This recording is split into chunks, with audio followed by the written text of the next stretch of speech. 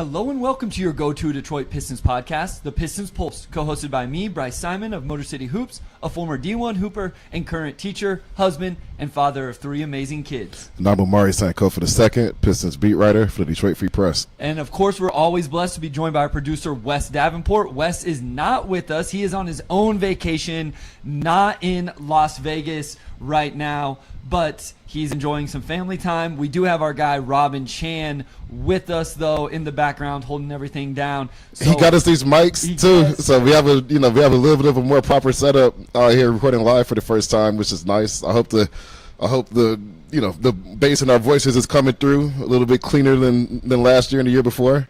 And Robin did tell me to let all of you know, if you're watching live, if you're on YouTube, you are going to hear a little bit of a sound difference. Omari is going to come in one of your earbuds, and I'm going to come in your other. Like, I don't understand audio stuff enough to know how to explain that and why it has to be that way. I just know it does have to be that way for us to bring you this quality audio from Vegas in Omari's hotel room, talking about Pistons Summer League.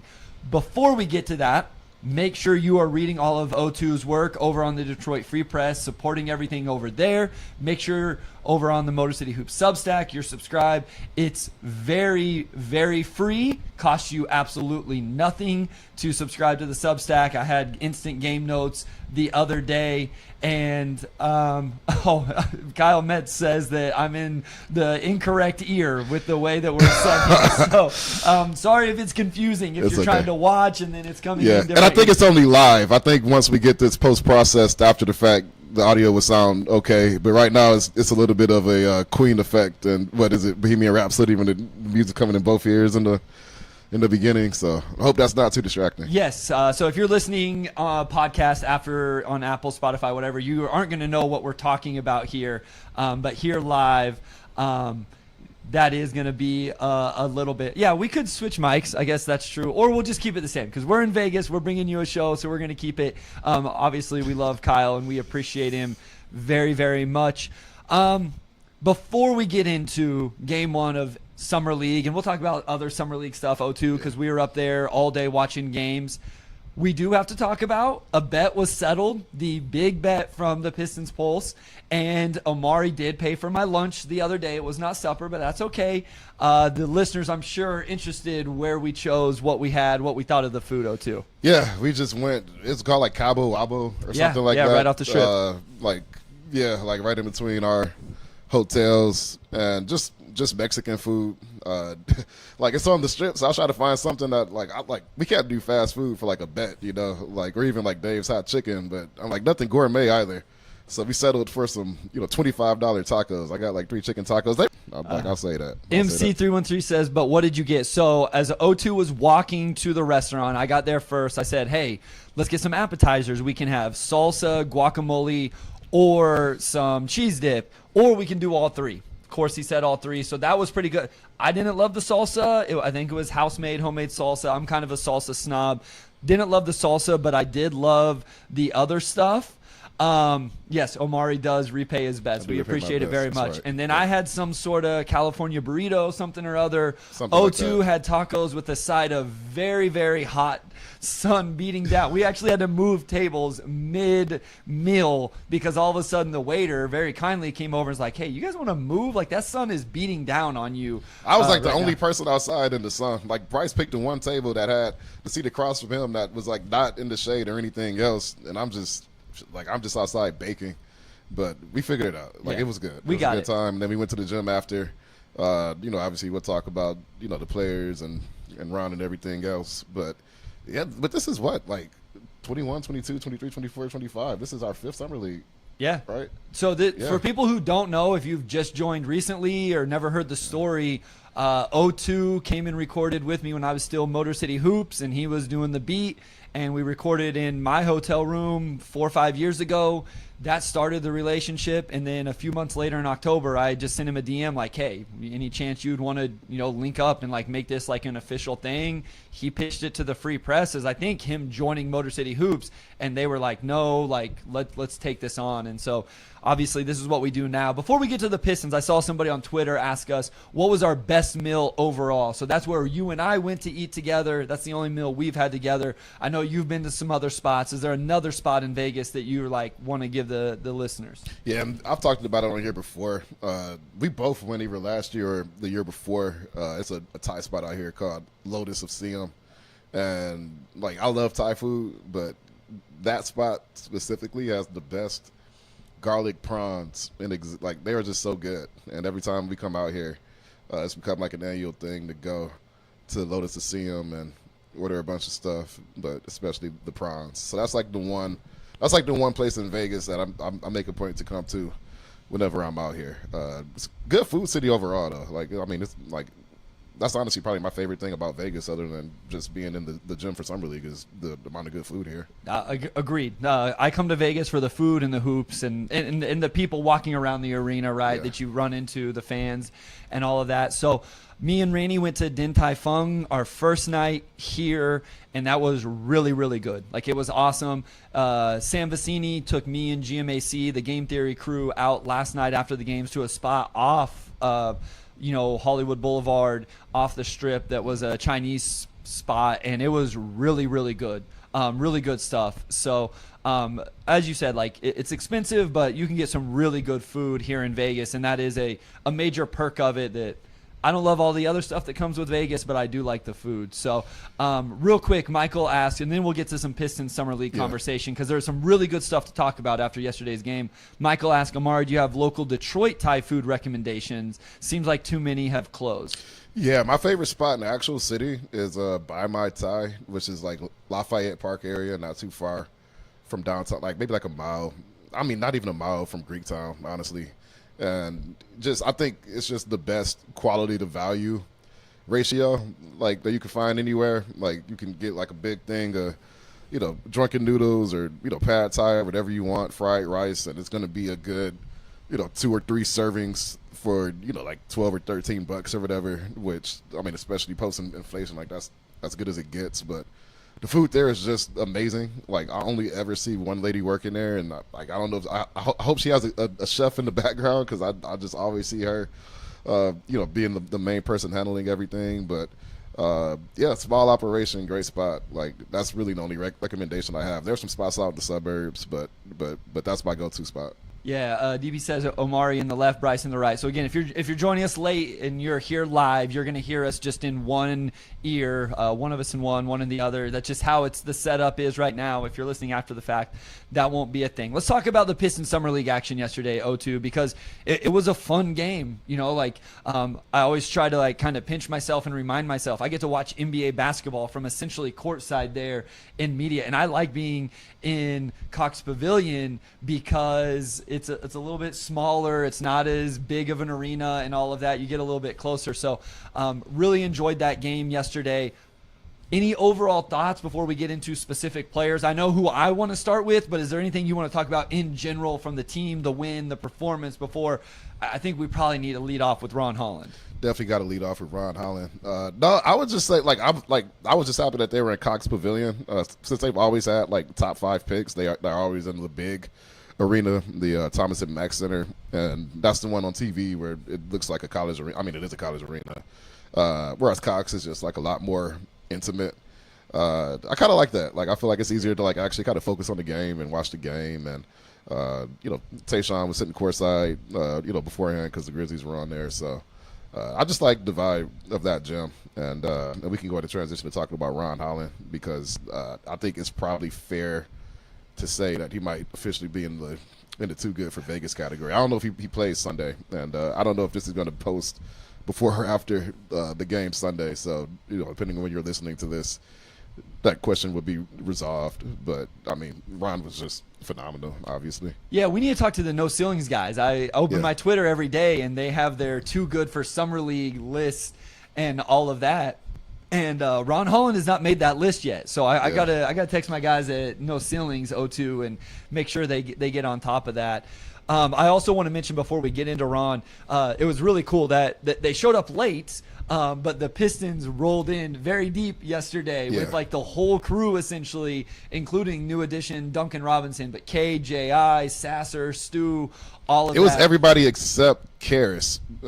Maybe he had a pre-scheduled vacation somewhere, but the rest of the team, the entire team, like you had 3 guys on the main roster on the floor, and then you had 10 guys. You had 9 guys sitting right behind the basket. So just to get that level of participation, especially in a year like this where you probably don't have the same excitement, just not having a lottery pick, just shows that the vibes for this team are still pretty good. Yeah, I always like watching those guys walk in. Like Stu had his child with him, was like holding his kid, and he said, "What's up?" I always appreciate Isaiah Stewart. He always seems like he recognizes people, and definitely you get recognized by all of it, but like people in my space, talking about the Pistons, seems like he always recognizes and says what's up and all of that. I also saw Rodney Magruder and Corey Joseph. I know they're former Detroit Pistons, but they had walked through at one point. Magruder is a guy that I kind of have a loose connection to that I've talked to a couple times. He had his family with him. So point being, it's kind of cool to see those guys in there, like non-basketball environment, right? Like it's a reminder that they're real people that have real families and kids and all of those stuff. So, all right, Ron Holland, what was your biggest takeaway, O2? Because we've sat here going, hey, no ceilings, put him on the too good for summer league list, talking about like, hey, we've probably seen what we need to see. What were some of those things yesterday that we saw from Ron Holland that make us go like, 1, this is exciting, and 2, I don't know that we need to see him anymore? It was really just kind of everything. I mean, with Ron, obviously, he has the confidence and the relentlessness, and you knew he was going to go out there and, really try to assert himself. But it seems like pretty much from the jump, he had a very, he was very intentional in what he was trying to do, whether it was just from a playmaking standpoint or the, defensive plays. He didn't really look out of control, at any point. Like that, but that's what stood out to me. Like I thought he played with a lot of maturity, a lot of poise. Obviously, he went 4 or 5 from 3. I mean, we don't have to talk about how good that is, but he came in and he looked like the experienced guy. I think that was just the main thing. Like he just turned 20, I think like 5 days ago. But just to come in and it's like, I did this last year. I got 81 games under my belt. I'm too good for this. Like that was just the exact energy he came in with, and that's essentially what you want to see for a guy in his situation. Yeah, I agree. O2, Bobby Bucket said, need y'all in a casino for next pod. I don't think you'll catch either of us in a casino. Not big gamblers. I think we try to avoid those as much as possible. Yes, so apparently this is very funny for people. So when you look at us, one of you is on your left, one on the right, and then we're opposite in your headphones. So again, guys, just a little bit of a different situation here for us. How much does the Summer League shooting translate? Yeah, I mean, that's a big thing. My thing with it, O2, is I think we've said this from the start with Ron's form, and you have an article about this right now, and you can speak on it a little bit better than me. Not a little bit, definitely better than me.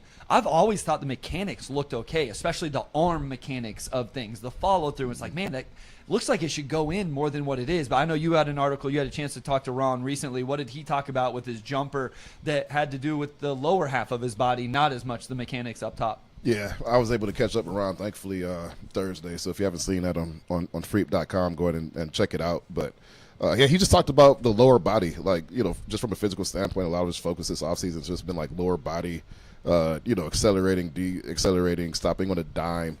But also just, from a shooting standpoint, just his base, like, making sure his feet are landing properly, generating enough power in the shot, obviously the balance aspect that comes into it.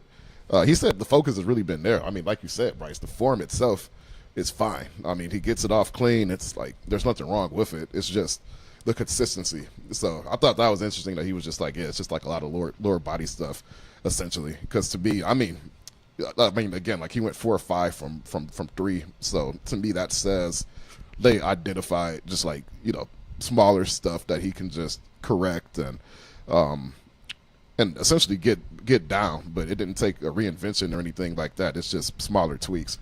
Yeah, Bobby Buckets brings up a great point here. They even ran a play for a movement three for Ron last night, and he drilled it. I believe that was after a timeout. They ran a baseline action for him coming inside out. That's not easy action to get your feet set, the balance, the things you're talking about with your footwork. What I liked about, I can vividly remember 3 of his three-point makes, and they were all different. One was a catch and shoot, one was the step back, and then the one is the one that Bobby just brought up there. And the step back was like a step back. Like he was he was clearly like he knew what he wanted to do, and he just worked his way all the way back to that back corner. I don't know if he had taken a single shot like that last season. Like I can't recall any threes like that. Real quick, his just stat line here for those that didn't get to watch the game or don't know, but 28 points for Ron Holland on 8 of 12 from the field, 4 of 5 from 3. Got to the free throw line 13 times. Like you talk about versatility of scoring. Yeah, 8 of 13 at the line. 8 of 13. He also had 11 rebounds, 3 offensive, 2 assists, 3 steals, 1 block, 4 turnovers, 4 fouls. The stat I want to look at, you touched on at the very top whenever we started talking about him, O2, is the passing. I do not think that those 2 assists speak to what his passing was last night or yesterday afternoon for us.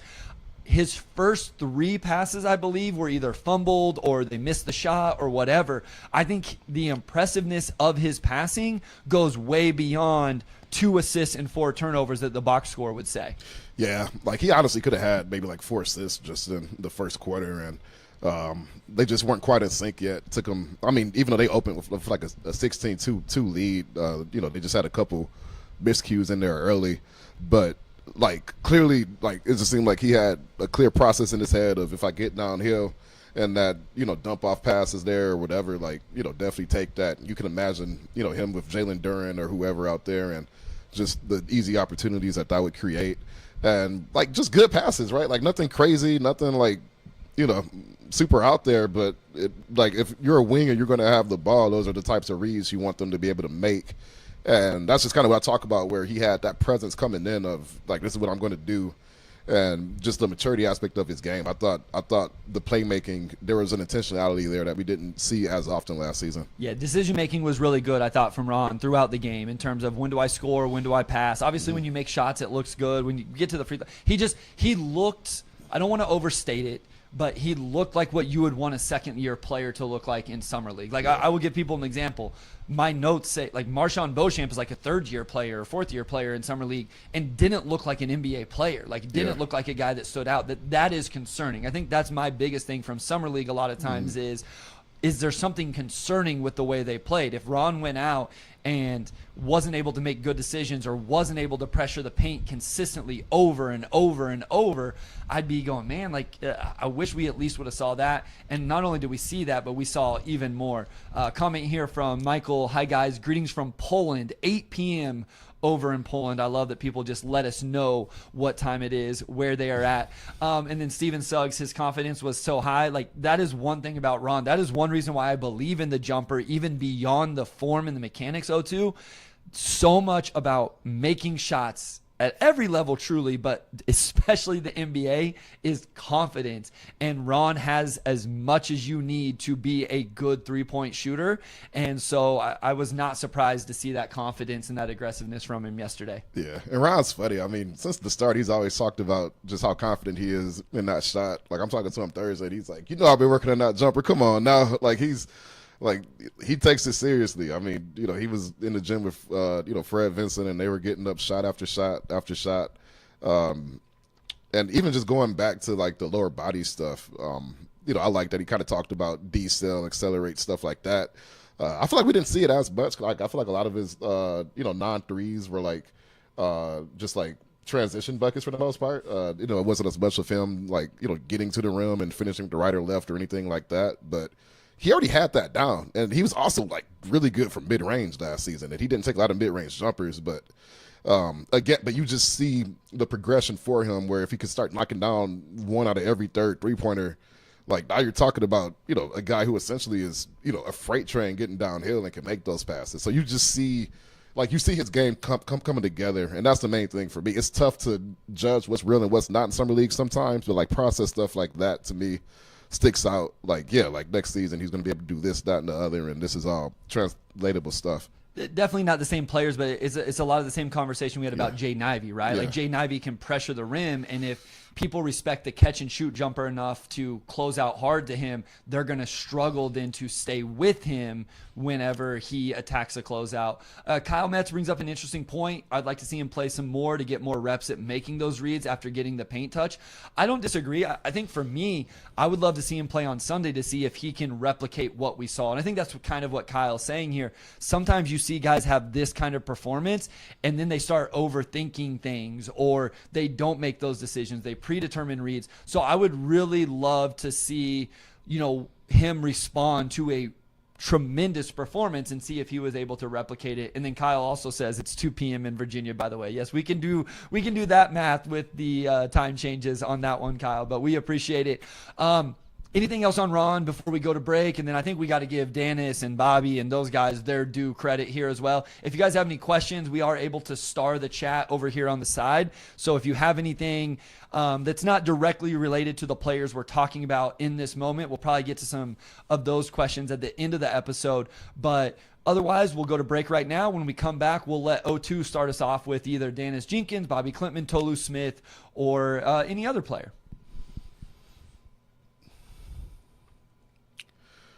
All right, segment 2 time. Let's go ahead and talk about Bobby. I think he's probably the guy that always sticks out.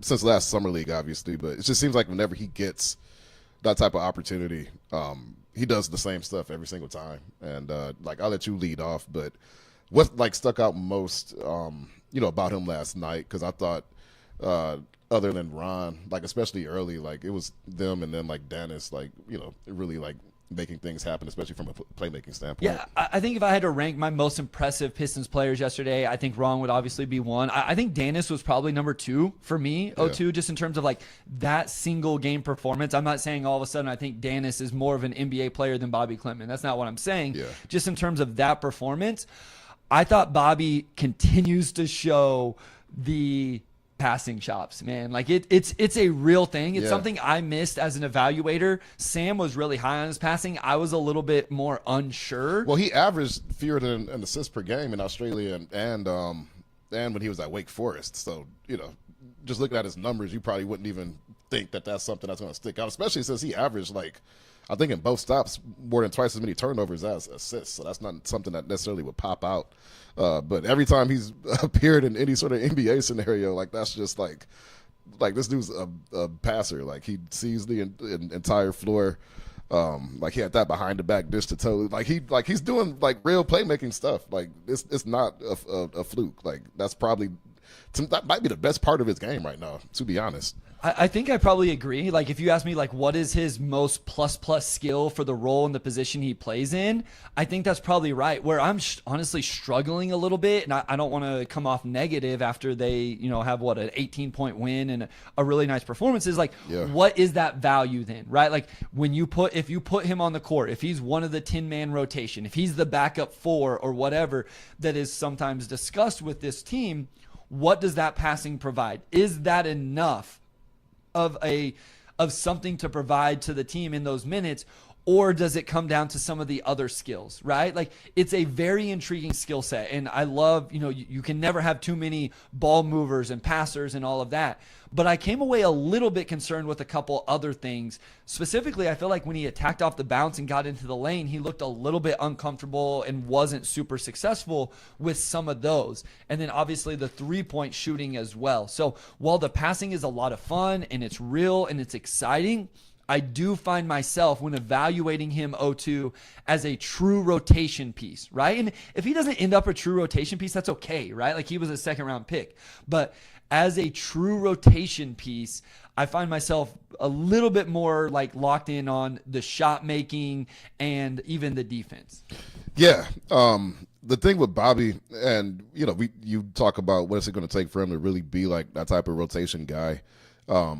Yeah, other than the passing, it is what's the other skill that he's going to be able to show, or the other skills that he's going to be able to show that will keep him on the floor. He's big, he's a legit 6'10".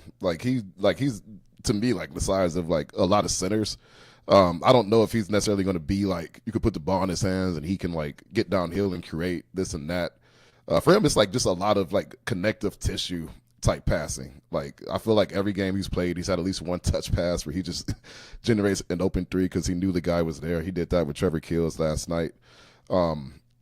Yeah, defensively, I think it's going to be very like matchup dependent. If there's like some smaller, more mobile fours, I'm curious to see how he would handle those, as compared to like, maybe some bigger guys. But I also feel like just with his size and like his strength, like there are some matchups that might work for him too. Like, I wonder if you could put him on a guy like a Rando and he could handle it for like 5 to 10 minutes or here and there. What did you think of his shooting? Because he didn't knock down a lot of shots, but that was one area that I think a lot of people are going to focus on with him too. Like, can he actually space the floor? Look at some of the backup fours that are out there. Pistons obviously could use some help there. I just thought a guy like a Trey Lyles, I don't know. Like, Sure. if you can just shoot like 34% from three, like I don't think you necessarily need to be like a marksman. You just got to be able to step in and provide some size, some rebounding. I like his rebounding. And then, yeah, obviously that aspect too. Yeah, so I think that's where I'm at with Bobby is the shooting. Last year in the G, it wasn't great. He played 30%. Yeah, under 30% on. He did get 4.5 attempts. The rebounding was there. He had the assist numbers, all of that. Like, I don't even think I question the passing anymore. Like, it's not even something. I don't want to like go past it, but it's just like, yeah, he's a really good passer. There's no denying it. There's no questioning it. Like, it definitely is.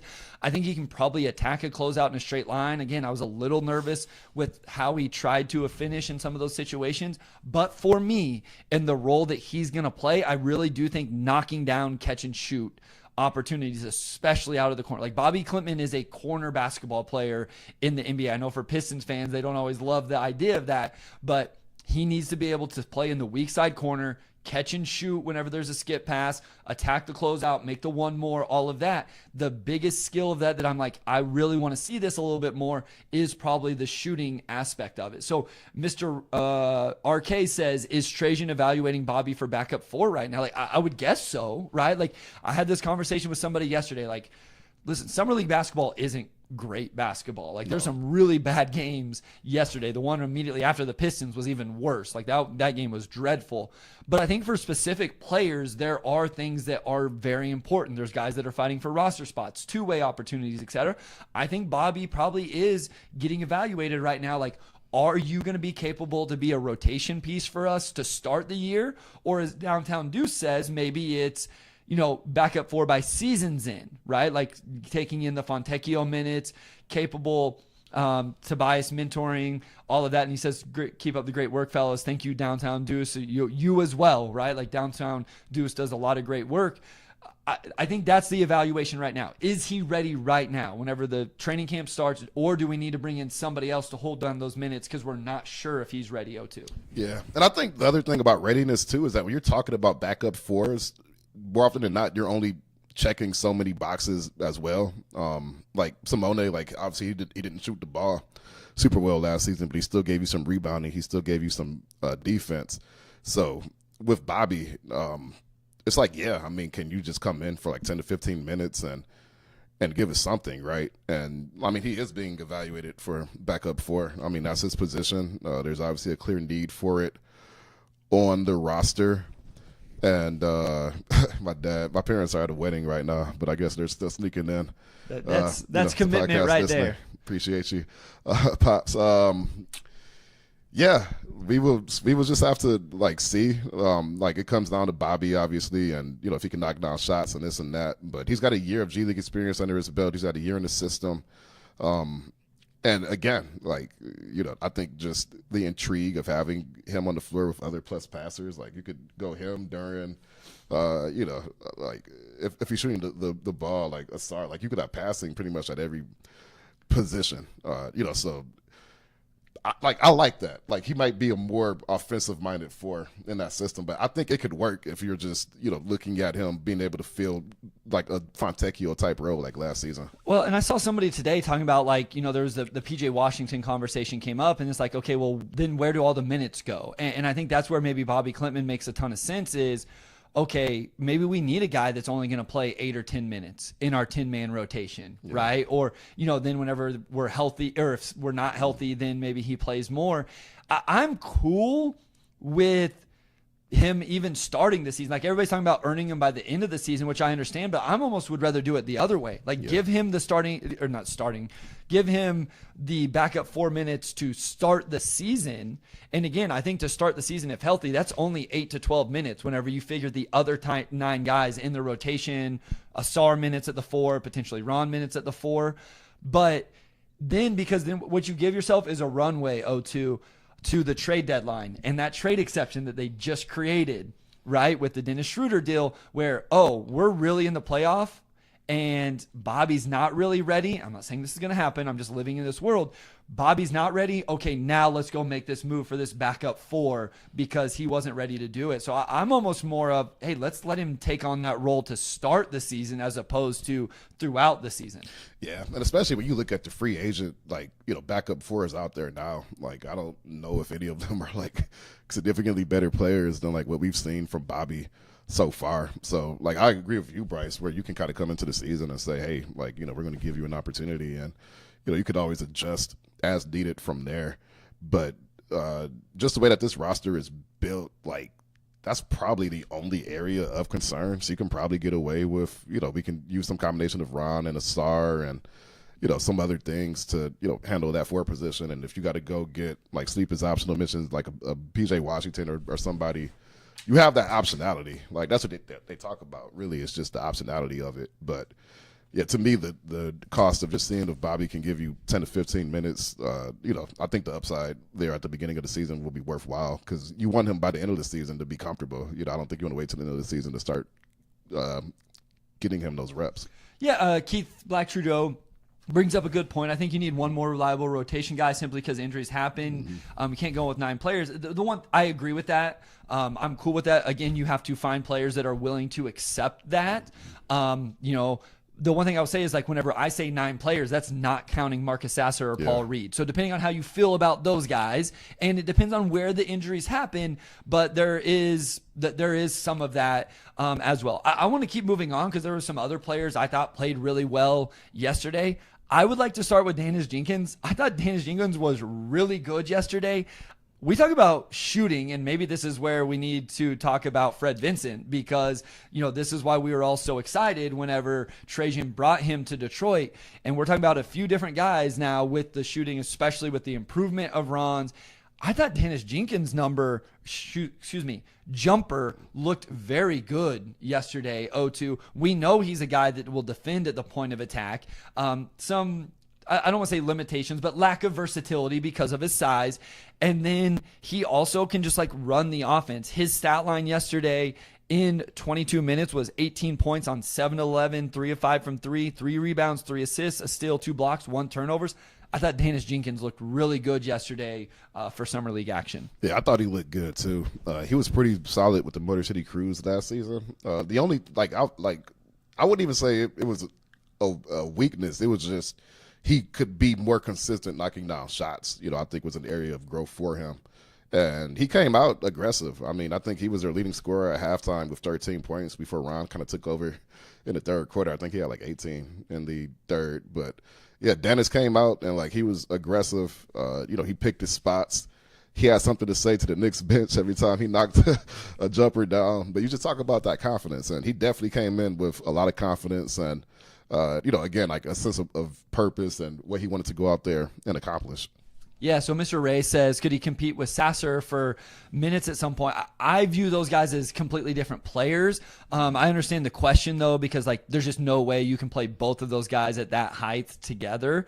But, yeah, maybe it's dependent on what they need, right? Like, do they feel like they need a true on-ball guy in Jenkins that can run the team a little bit more? Maybe that's where he can, get on the floor. If they need a little bit more of the spark plug offense, then it's Sasser. What I don't want to get over the top with Jenkins right now, O2. What I wrote in my notes for the Substack essentially was, this is your perfect two-way G League point guard, right? Like these are the type of players I think every organization should be valuing, because you have a guy like Jenkins down there and he's going to help everybody else on your team at the G League level do their job the right way. He's going to create for other people. He's going to guard at the point of attack. So when there's a ball screen action, he's going to navigate the ball screen, which is going to give your big man that you're trying to develop down there a chance to see what it really looks like. He's going to create opportunities for a Chaz Lanier, right? And so, and it just seems, I loved his energy. Like, I love the trash. It was the very first three. He said something to him. One time he got to the rim and like had a reverse finish, and he just screamed like, "Oh my gosh," because it was just like, he was constantly and consistently talking trash, and I absolutely loved it. He was having fun out there. The whole group was having fun. The Pistons brought the energy, I thought, to that game last night. And yeah, I agree. Like, I see Chaz and Jenkins as like different players. I don't know if they are necessarily in competition with each other, but I do like I think Dan is like, he's on the perfect role with the Crews. Obviously was a two-way guy for him last year. He's a table setter. I think he's got great leadership qualities, and like, the guys really respect him. And if it ever gets to the point where he could give you real NBA minutes, then I mean, like, obviously that would be great. But I don't think the Pistons are looking at it like, we're going to be leaning on, we're going to put Dennis Jenkins in the position where he has to be like a potential, third point guard next season. I don't think it's going to be anything like that. Yeah, I think like him and Klintman, I would view as different situations with that. Like, I don't know if the Pistons, Trajan, are going to think that Bobby Klintman is the backup four, but I could see them counting on him to be a rotation option at the very least, right? Like, he's our 12th guy. That I think Dennis still is probably in the situation where like, he's just a great person to have in the organization that fills that role perfectly with his skill set and what he likes to do. I definitely wanted to get to him here early because I thought he played really well. I thought he had a very, very good game. We have a couple more guys we need to get to also. Again, guys, get any questions you have into the chat. We'll star those. Doesn't even have to be about the game yesterday. We're obviously going to talk through all of that. We'll talk a little bit about anybody from the Knicks that stood out in any sort of positive or negative way, and anybody else around as other games that we have watched. But before we do that, we have a few more players for Detroit we definitely need to talk about. I want to talk about Tou Smith. Obviously, I'm bearing the Chaz Lanier conversation just a little bit. That's on purpose here.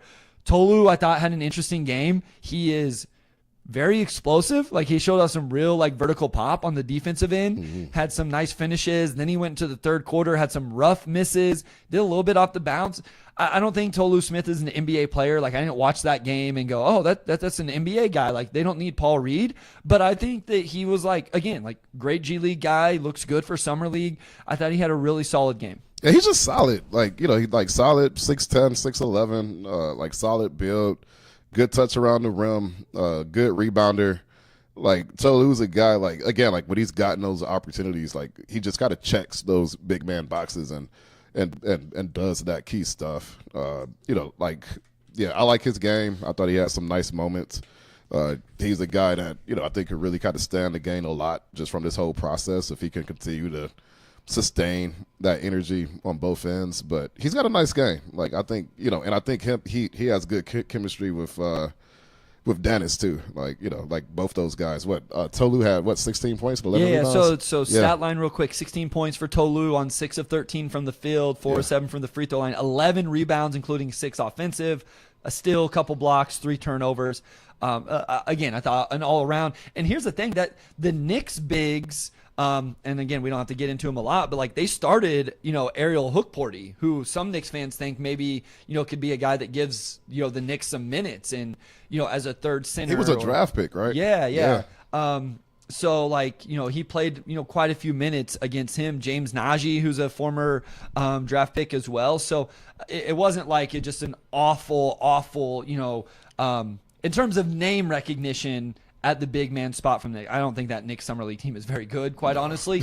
But, just in terms of his direct matchups, especially Hookporty, that's a pretty good performance from Tou.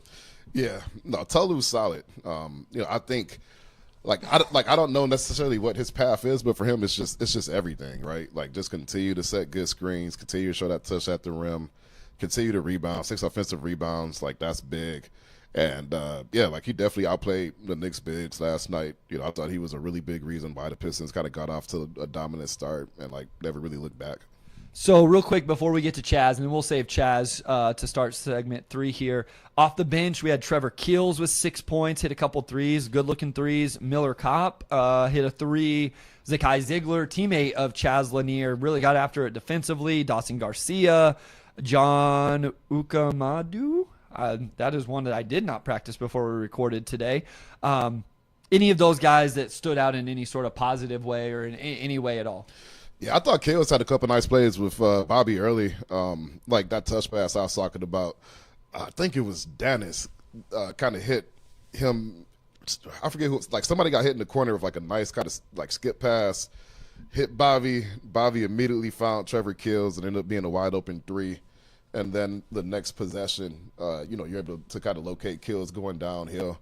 Like I kind of like Trevor Kills in college just as a guy that could come in like Wayne Selden. Like I kind of compared him like a Wayne Selden type. Like if he could come in and knock down shots and give you solid defense, he would be good.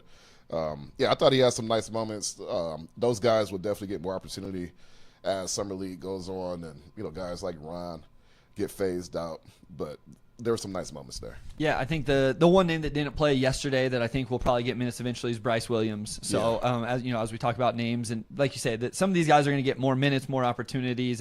As for sure, at some point, Ron Holland will not be playing throughout the entirety of summer league. Let's go to break right here. When we come back, we still got to talk about this year's draft pick, Chaz Lanier. We will talk about him, and then again, any questions you guys have, put them in the chat. Can be summer league, Pistons, whatever.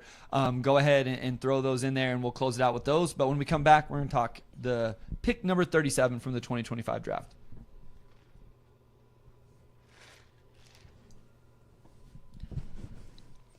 All right, we are back with segment 3 here. We're going to talk about Chaz Lanier to kind of close out our game 1 coverage.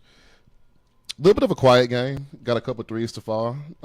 He had 4 assists, which I thought was nice, but a little bit of a quieter summer league debut, which is fine, no big deal. What stood out about Chaz to you? Yeah, I think I agree. I found it a little bit interesting. It seemed like early in the game, he was trying to do stuff with the ball in his hands a lot, which I found interesting. I thought, whether that was just kind of the way it worked out. I'm sure they were probably trying to prioritize Ron and Bobby a little bit more than Lanier, which is fine. Like, I'm cool with it. It just didn't seem like there was anything designed to get him going, right? To get some off-ball looks. It didn't seem like he was employed in that way. And that, again, that's okay. It's his first summer league game. I'm not trying to take shots at the staff or anything. It just was interesting to me. And then he did finally get a good look. He knocked it down.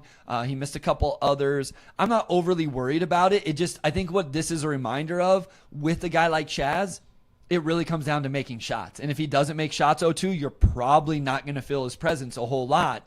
And so, that is kind of the give and take, or the narrow window for Lanier is he's got to find himself involved in the offense. The ball has to find him, and then when it does, he's got to knock down shots. The one thing I'll say is you were able to see how quickly he gets his jumper off. Like in some of those attempts, even though he missed them, you saw how quickly that ball got in and out of his hands.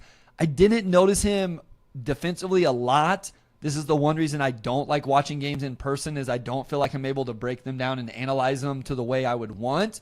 There were a couple times I think it was his fault with some off-the-ball defensive mistakes, but in general, I didn't notice it a ton. I kind of need to go back and watch some more to really focus in on him and see how many mistakes there were or were not. Yeah, Steven Sugg says, I'm not surprised Chaz had a quiet game because he started with 4 one-year players. Ron is, but point taken. I would say another thing with Chaz, a guy who very much is a rhythm shooter. Summer league can just be such a chaotic environment that I also think sometimes guys could just come in and they're just not comfortable, And to me, it was just very much a first summer league with a bunch of guys you haven't played with before, and there's essentially everybody else had been in the Pistons system. I mean, you're talking about Bron and guys who had all been in that G League system, and then Chaz is coming in and he's still picking things up, right? Somebody asked earlier, is there any cause of worry or concern after that first game? No, that game to me, it just really felt like it was just the first summer league game, and it takes time to get that chemistry and that rhythm down. It wouldn't surprise me at all if by the end of it he has a couple 15 20-point games and shoots it well. Like, we'll see how it progresses, but when good shooters come into the summer league and don't shoot it that well, typically to me it just kind of means nothing. Yeah, I'm not worried about it. Like, I think we can believe in his body of work over how many ever years of college, a little bit more with his shooting in particular than one summer league game. So I'm not worried about it. Again, it was a little bit interesting. I will be fascinated to see if moving forward there is some intentionality to get him some clean looks. In like an after timeout situation, they run the action for Ron Holland to get the corner three, not Chaz Lanier. In game 4 and 5 of summer league, are those looks going to Chaz after every timeout to start games? And then what does he look like in those situations? And again, I think it's more important, like, what does he look defensively? Because listen, if he doesn't make shots, he has no chance of helping out this team. So you just got to bank that what we saw for 5 years in college is who he is as a shooter. And then is he going to be able to hold up defensively enough for that even to be an impact? So I'm not worried about it. It would have been great to see it a little bit better, but it is what it is. A couple housekeeping questions here real quick, O2, and then I want to ask you about the Knicks, some other summer league stuff.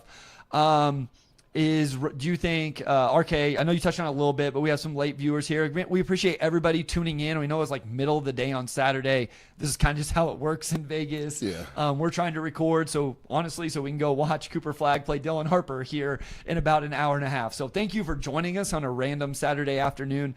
But do you think Ron will play the next game? I think there's a good chance we see Ron. I can see it being a deal where maybe he doesn't play the second half. But in recent years, it seems like there's been a little bit more of a trend of second-year guys coming in and playing a couple games. J. Smith played a couple games last year. I remember him cooking Detroit. Yeah, one of those he was like Kevin Durant and Thomas and Mack, and he was telling everybody about it. Man, I thought Jabari was going to come out and be a monster last season after I saw that. I still think he's going to be really, really good. But we have another question here from Kirk. One of the announcers said Trevor Kills was signed to a two-way. Clarification on that. Yeah, I didn't realize the announcer said that. Just being in the arena, obviously. I haven't heard any reporting that he was on a two-way. It could have been a misspoke. Like, I'll go and double check. But I know when it comes to summer league, like, they tend to misspeak sometimes just because there's so many guys that you haven't even had to think about until that day. So, like, Dennis Tolu, those were the guys last season with Ron Harper Jr. So. Real quick, Kurt Leader says, my man Dawson Garcia playing with the Pistons in Summer League. Go Gophers. This is one of my fellow colleagues at my school. So he's not a Pistons fan, but he's a fan of NBA sports in general. He's a Timberwolves fan, actually. Okay. They got a big one tonight, Kurt. They play the Nuggets, my guy Deron Holmes. So that'll be a fun one. But a couple weeks ago, he was like, I tuned in for a little bit. And he's like, I was going to call me. I was like, no, call me. We'll pull it up. So hopefully he's having a good summer. It's winding down fast. Him and I will be back to teaching school and around kids very, very soon. Do you get excited? Like, is it like when you get close to school, is it like excitement or is it like, man, I'm about to be in the classroom? I don't dread it, but like I do. There's a sense of less stress because of everything I do where I don't have that on my plate also. But I also, like, that's where I make most of my money. The majority of my money is being a teacher. And I do have a lot of passion about what I do. So I don't dread it. It's the change of the routine, right? Like I can go to Vegas for a week because it's the summer right now. I can't do that as much. RK says Bryce is legit 6'8". I saw the picture. I'm not 6'8". Sam is just very short, but I am a legit 6'6" in shoes. I was reading the comments to Randy this morning on that picture. So if you guys are on Twitter, GMAC, Andrew Claudio tweeted out me, him, and those guys. As Kurt says, not bad, ready for the routine again. Yeah. So, and there were so many comments like, man, Bryce is a giant. Bryce is so tall. Bryce is this. And I was like, guys, I don't feel like I hide the fact that I'm fairly tall, but this is all people see of us is from our, chest up. So I guess I understand. Yeah, it could catch people off guard a little bit. And you also, like, some people, like, just have an appearance where they just, like, look like they're tall. Sure. And you look like you could be anywhere between, like, 6'2" and, like, 6'6". You know, like, there's, like, a range. So, and you might be 6'7", man. I don't know. Like, I'm around 6'6" dudes all day. Like, I feel like you might have an inch on Cade, man. I don't know. It's interesting because most of my life, I am like around people that are shorter than me, and then I come to summer league and there's all of these NBA people and personnel that are, a lot of NBA personnel are taller people because they're people that used to play or played overseas or whatever. And so it's like the one scenario in my life where like the Nuggets were the Nuggets were actually on our flights. And we were around them or whatever, and that's what Randy made the comment, like, man, those guys kind of make you look small, which she's not used to seeing me around people that make me look small. So I always think about that. Like, NBA guys, like, they're so tall, but like, I wonder how often they think about that, right? Like, you go on the floor, and this guys that make you look tiny. Yeah. I think about that whenever I see guys go against Wemby. Like, like you're like a 7-foot dude. You're the tallest person in every room almost you've ever been in, and then you see this dude that makes you look small. Like, that's got to be surreal. It is. I feel like I get looks walking around out here because people, I think, would probably assume. I'm not quite old enough. I'm getting really close to being way too old to actually be a player, but I think people just see people my height and then, oh, well, anybody that height, might be a player. So, all right. A lot of sports writers are like shorter too. Yeah, like true. I was gonna say, like I might be a little bit taller than Sam and some of the other people you record. Especially the Pistons. Yeah. No, Rocco Zikarsky is massive. Like he did make people look small. Anybody from the Knicks that you were impressed with yesterday? I thought Kevin McCullough looked decent. Kolek had a good game. I don't know that he looked like an NBA player. He had like 8 assists. Yeah. Like, he kept their offense moving. Like, the Knicks, I just thought the Knicks looked pretty bad. Like, I don't know if it was anybody over there that, like, really, really stood out. The players I was familiar with, like, Pacome Daddier, like, that was a name I'm familiar with since they drafted him a year or two ago. But to be quite frank, like, I would have to go back and watch that game to see if any Knicks stood out. That was just not a good summer league performance by them. They were not. I didn't think Beauchamp looked like an NBA player. So I asked GMAC what he thought, and he said half the fan base was like, it's just summer league, and then half the fan base was worried about it. Not a great performance. Let's talk about a few other real quick. We didn't get a whole lot of questions, so let's talk summer league here to finish it up, and then I know we both got to get on with our day. Did you get to see Hansen Yang, or Yang Hansen? I think is how you're supposed to say it. I don't want to be disrespectful to him. Did you see any of that yesterday? I actually got to watch it live. Yeah, I didn't watch it live, but like, I saw the highlights and stuff on social media, obviously, after, and everybody was just freaking out over some of the passes he threw. And he was like one of the guys I was most intrigued by in the draft, just because he was slated to be like kind of like a 40 through 60 type guy. Yeah. And obviously, it was surprising when he went as high as he did, but he's a fun player. Like, I don't know how it'll translate, just because I don't know how to contextualize the league he played in versus like the NBA, but he's a fun player. Like, they keep calling him Chinese Jokic, which is funny, and like it's like players like him that make summer league kind of fun. Sure. Because it's like, I don't know if this is going to work in the league, but it's working in this environment, and it's pretty fascinating. Just watching him live, like, what like stood out about him? No, I agree. And like, listen, that gym would have been empty if he was not playing, because it wasn't very full anyway at that point. And everybody that was there was watching Hansen Yang, or Yang Hansen, because anytime he did anything, the crowd went crazy. And anytime he got called for a foul or anything like that, they went crazy. So it's good for the league. It's amazing. I love it. I will say this. I have a few players that whenever the comp is this name, it immediately makes me nervous. And Nikola Jokic is one of those, Omari. And that's the thing. Like, you could say shouldn't. Like, it's other bigs that pass, that's true. Like, that's true. I also, like, I guess my quick victory lap on Yang would be that I actually had him as a first-round pick in me and Sam's too early 2025 mock, like in August or whatever you do it before any real basketball has been played. I actually had him as a first round pick. Now, the downside is then I slowly moved him down throughout the year, and he was a hard eval because that league is just so bad that he was playing. I will say this, like, from a true critique standpoint, the passing was awesome, but then you have to run the offense through him if it's going to be a major plus. I'm a little interested to see what the scoring overall looks like. and I didn't think he looked good defensively. Like, there was one time he got completely turned around, and like it wasn't. That is going to be a struggle, but he is a young big in the NBA. There's a lot of young bigs in the NBA that struggle with their defense. So he is a fun player, if nothing else. I'll throw out some other names at you, see if you were able to watch them or what you thought. Kyle Filipowski had a big game. Kobe Buffkin, Reed Shepherd apparently just lit up Cox Pavilion while the Blazers game was going on. Kasparis finally had a good game.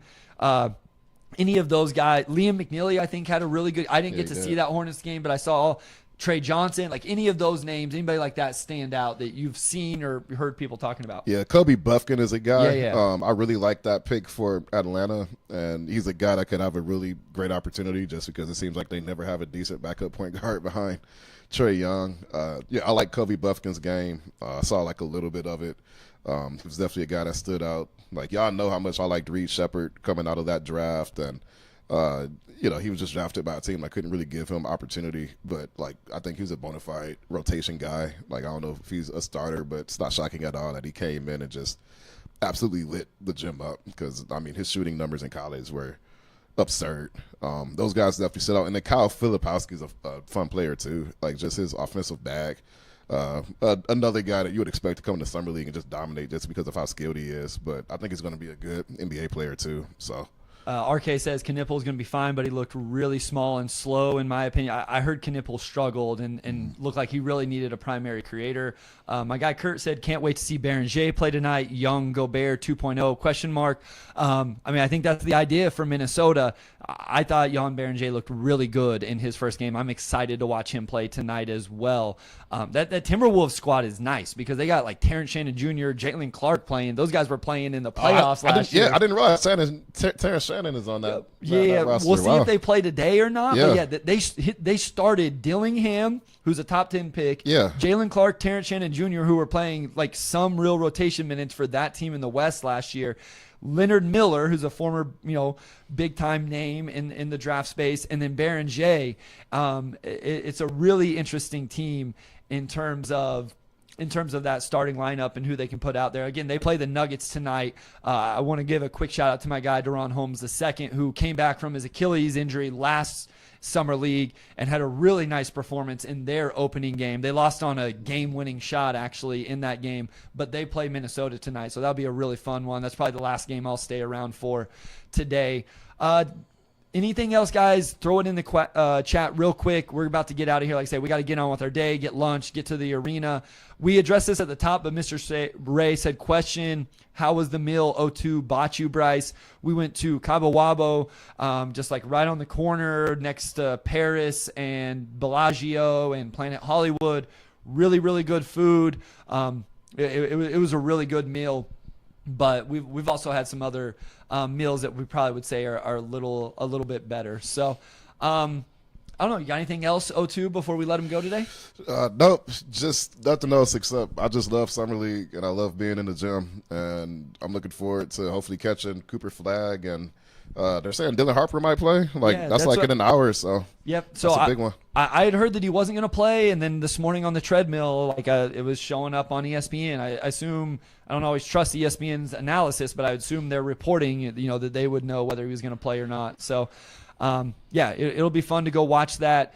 Thank you, guys. I know this was a little bit different, especially for those of you that are live. I know, it was in one ear and the other ear, and we were on different sides and all of that.